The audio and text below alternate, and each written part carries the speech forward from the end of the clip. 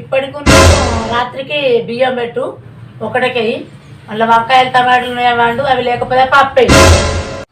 ఎందుకు అత్తమ్మ ఇప్పుడే వండుతా, మళ్ళీ రాత్రికి వేరే వండుతా. చలికాలం కదా చలనం అవుతుంది.